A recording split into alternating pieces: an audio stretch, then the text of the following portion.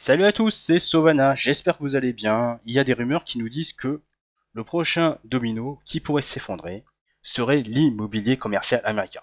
D'autant que la Fed prévoit encore de relever les taux après la pause du mois de juin.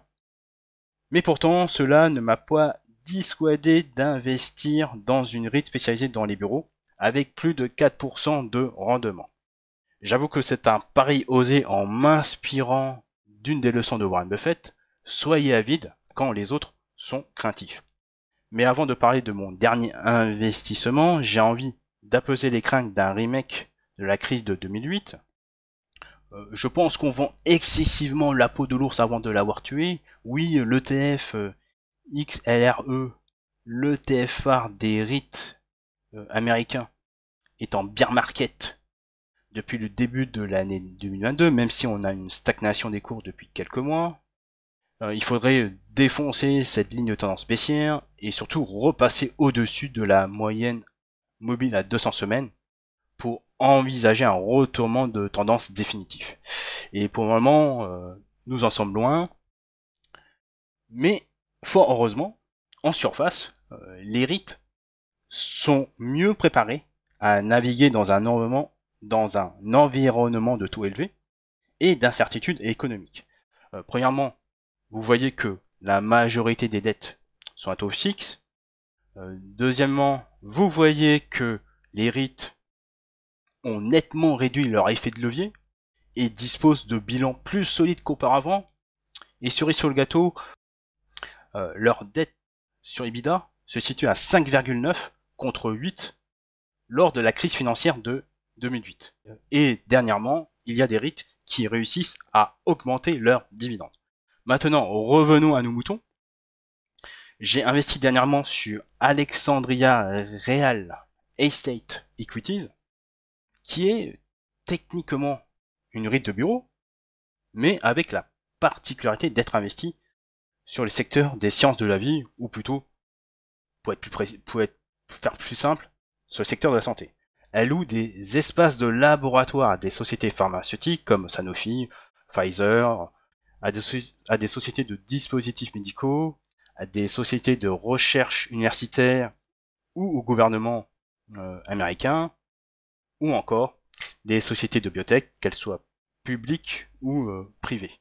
Alexandria a 64 propriétés à Boston, San Francisco, New York, San Diego, Seattle, Maryland et au Texas, qui ont un taux d'occupation moyenne de 94% et des durées moyennes de contrat de location d'environ 7 ans.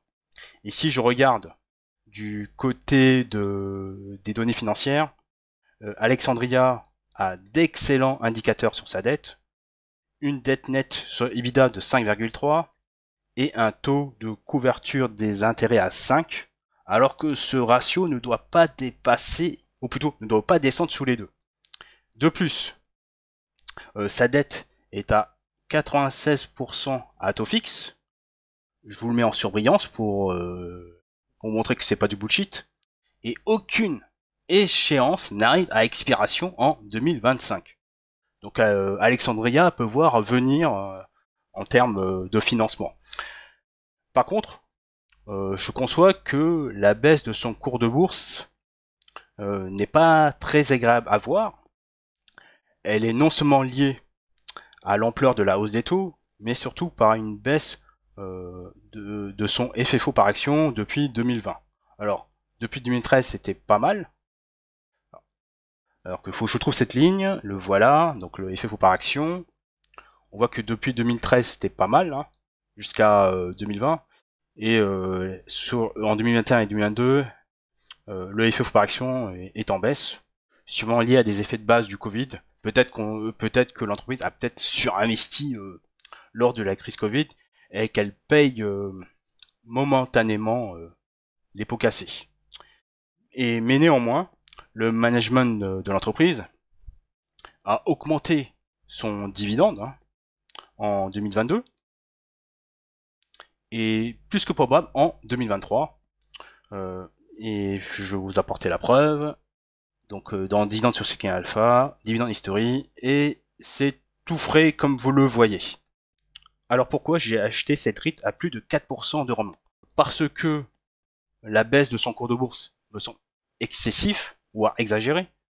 L'activité d'Alexandria n'est pas autant touchée que le reste du secteur des bureaux par le télétravail.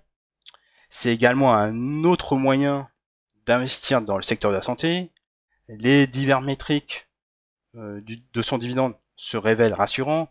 Un FFO payout ratio à 55%, une dette nette sur EBITDA à 5,3%, une croissance moyenne du dividende sur 10 ans à 8,5%, ce qui n'est pas donné à toutes les actions cotées en bourse. Et enfin, la valorisation sur Alexandria est redevenue attractive avec un price to FFO à 13, un discount de 30% par rapport à sa valeur juste ou sa fair value, voire plus par rapport à sa valeur intrinsèque potentielle. Ce qui me laisse à penser que c'est un investissement avec une bonne marge de sécurité. Et pour prouver que les niveaux d'endettement des REIT ne constituent pas un frein, une image vaut mieux qu'un long discours. Si vous avez investi sur Alexandria depuis son introduction en bourse, depuis fin mai 1997, cela rapporte plus que Walmart, BHR Hathaway, le Nasdaq Composite, le S&P 500, le Russell 2000 et son indice de référence sectoriel. Je pense qu'on peut faire de bons investissements sur les secteurs des REIT en surperformant le marché à long terme.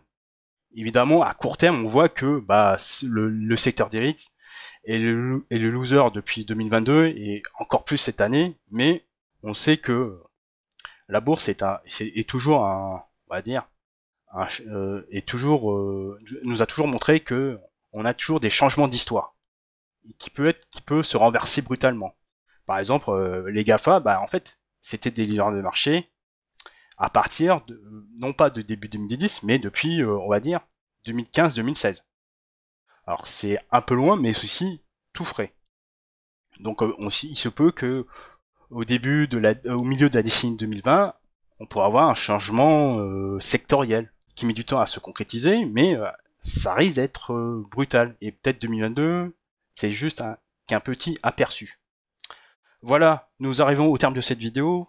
Si vous souhaitez aller plus loin sur les REIT, je vous conseille de lire mon article qui est dédié à ce secteur en cliquant sur le lien dans la description de la vidéo. Si cette vidéo vous a aidé, n'hésitez pas à mettre un pouce et à le partager sur les réseaux sociaux. Vous pouvez télécharger mes 2 cadeaux surprises, les 7 règles d'or de l'investissement en dividende et le top 10 des meilleures actions à dividende pour préparer votre retraite, en cliquant sur le lien au début de la description sous la vidéo. N'oubliez pas de vous abonner à ma chaîne YouTube pour plus de vidéos sur les dividendes. Et sur ce, je vous dis au revoir et à la prochaine.